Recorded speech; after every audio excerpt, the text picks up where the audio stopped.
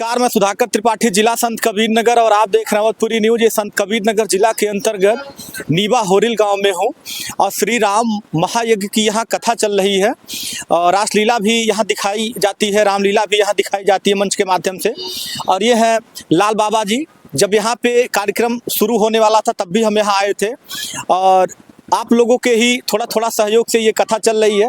आयोजक है लाल बाबा जी और ये संतोष पांडे जी हैं और ये हैं गुरु जी महाराज जो कथा कह रहे हैं व्यासपीठ पे बैठ करके। तो थोड़ा सा परिचय जान लिया जाए और श्री राम महायज्ञ कथा का संदेश क्या है जो सनातन धर्म को लेकर के ये प्रचार कर रहे हैं या कथा कर रहे हैं कि शांति बने। पहले परिचय हो जाए।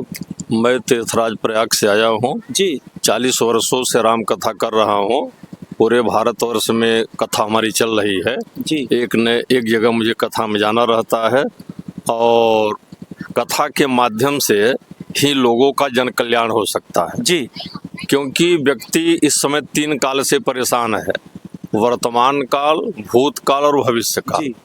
और ये भगवान की जो कथा है तीनों काल में प्रभावी है जी। ये वर्तमान काल में भी काम करती है, भूतकाल में काम करती है और भविष्य काल में काम करती है।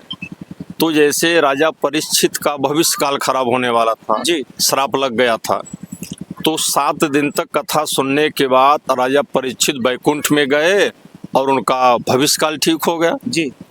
और धुंधकारी का भूतकाल खराब था, वो प्रेत योनि में चला गया था। तो उसने भी श्रीमद् भागवत की कथा सुना तो उसका भूतकाल ठीक हो गया।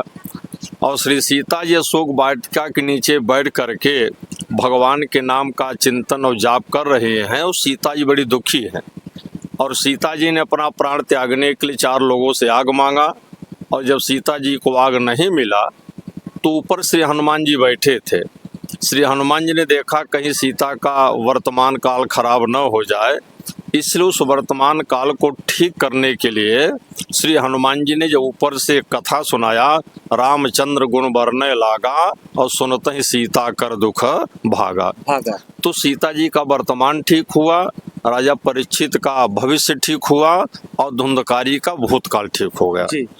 तो यह कथा जो है सुनने की जरूरत है और जिन जिन लोगों ने इस कथा को सुना और व्यक्ति अगर अपने जीवन में सुनने की आदत डाल ले तो स्वयं सुधर सकता है, दूसरे को सुधार सकता है जी। क्योंकि लोगों की सुनने की नहीं सुनाने की आदत है। सुनाने की आदत। हाँ, कोई व्यक्ति किसी की बात को सुनना नहीं चाहता तो सुनने से ही दुख होता है और सुनने से ही सुख होता है जी जी। जैसे किसी व्यक्ति ने आपको गाली दे दिया जी और आपने देखा नहीं लेकिन दुख हुआ कि नहीं? दुख हुआ। और किसी व्यक्ति ने आपकी प्रशंसा किया और आपने उसे सुना तो आपको सुनने से सुख हुआ कि इस व्यक्ति ने हमारी प्रशंसा किया जी। तो सुनने से सुख और सुनने से दुख, इसलिए व्यक्ति को प्रयास करना चाहिए कहीं भी अच्छी बात हो तो उसको सुनने का प्रयास करना चाहिए। और यह जो भगवान का यज्ञ हो रहा है ये यज्ञ जन कल्याण के लिए हो रहा है जी। और यज्ञ के माध्यम से ही सृष्टि का जो सृजन है वो आगे व्यवस्थित ढंग से चल सकता है। क्योंकि हमारे वेदों में आया है कि यज्ञस्य विश्वस्य नाभि, यह जो यज्ञ है पूरे विश्व की नाभि है और दुनिया का हर व्यक्ति यज्ञ से पैदा हो रहा जी, यज्ञ से पैदा हो रहा है।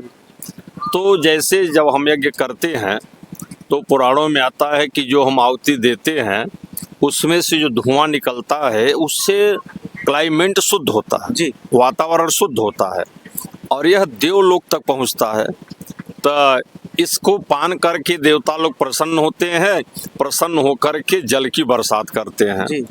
तो सबसे पहले यह जीव जल में आता है जी, जल के बाद फिर अन्न में आया, अन्न के बाद फिर मांस में आया, मांस के बाद फिर रक्त में आया, रक्त के बाद फिर बीज में आया जी। और बीज के बाद तब इस धरातल में आया। तो इसलिए जीवन में यज्ञ और कथा दोनों जरूरी है, दोनों जरूरी। हाँ, भगवान का कथन है कि अगर तुम अपनी सुरक्षा चाहते हो तो किसी व्यक्ति से नहीं हो सकती, साधन से नहीं हो सकती। आज दुनिया के बड़े बड़े साधन लगे हुए हैं लेकिन व्यक्ति सुरक्षित नहीं है नहीं।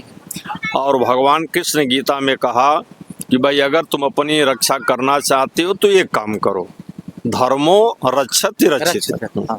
तुम धर्म की रक्षा करो और मैं तुम्हारी रक्षा करने के लिए रक्षा करूंगा।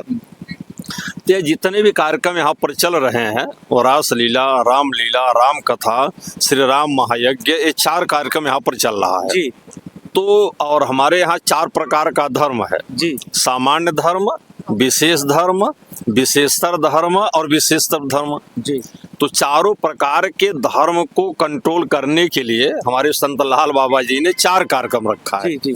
यज्ञ रखा है सुबह, और उसके बाद रामलीला चल रही है, और उसके बाद भगवान की कथा चल रही है, और रात में रासलीला चल रही है। हाँ, तो रासलीला रात में होना चाहिए, नहीं क्योंकि रात में देखने में लोगों को बड़ा आनंद आता है। हाँ, और रामलीला दिन में होनी चाहिए जी, क्योंकि परमात्मा ने जब अपनी लीला शुरू किया अयोध्या से तो रात में कहीं लीला नहीं किया, सारी यात्रा दिन में किया और रात्रि में विश्राम किया ना जो है। तो लीला दिन में होनी चाहिए और कथा भी दिन में होना चाहिए। तो इसलिए स्वामी जी ने बड़े सुंदर ढंग से नियोजित करके और बड़ा प्रयास करके मुझे आमंत्रित किया जो है। 1 साल पहले से मेरा प्रोग्राम लगा रहता है, तो महाराज जी ने मुझसे पहले आग्रह किया कि इस तारीख पर यज्ञ होना है, तो उस समय को निकाल कर गुरु जी एक चीज है कि इस गांव में सबसे पहली बार ये महायज्ञ हो रही है। जी जी, सबसे पहली बार यज्ञ हो रहा है और सारे लोग दिल से और धन से लगे हुए हैं। हाँ। अच्छा गुरुजी ठीक है, आज 6वां दिन है यज्ञ का, तो आज मतलब ये जो श्री राम महायज्ञ करेंगे, थोड़ा सा संक्षेप में मेरे दर्शकों को ये बता दीजिए। ये श्री राम महायज्ञ का आज 7वां दिन है। हाँ। जो भी है 7वां दिन है, 6वां 7वां दिन है। हाँ। जैसे महाराज जी बताए हैं, तो श्री राम महायज्ञ का ये क्या लोगों के लिए मतलब संदेश है? नहीं, श्री राम महायज्ञ का संदेश है लोगों के लिए कि भाई यज्ञ के माध्यम से सारे लोग जुड़े और यज्ञ की तरफ आएंगे तो 3 चीज का सुधार होगा जी। तन का सुधार होगा, मन का सुधार होगा और धन का सुधार होगा। क्योंकि किसी के पास धन की कमी नहीं है, मन की कमी नहीं है, और तन जनसंख्या इतनी बढ़ रही है कि सरकार उस पर कंट्रोलिंग करना चाहती है। तो मैं तो कहूँगा जनसंख्या कंट्रोल करने के लिए अगर धर्म से जुड़ जाए। श्री हनुमान जी गए तो लंका में देखा पॉपुलेशन बढ़ रहा जी, 72 करोड़ राक्षस एक दिन पैदा हुए थे जी। और हनुमान जी ने ऐसी नसबंदी कर दिया चलते समय, किसी दवा की जरूरत नहीं पड़ी। चलत महाधुन गरजेहु भारी और गर्भ श्रवहि सुन निश्चर नारी, और समझत जासु दूत कह करनी श्रवहि गर्भ निश्चर धरनी।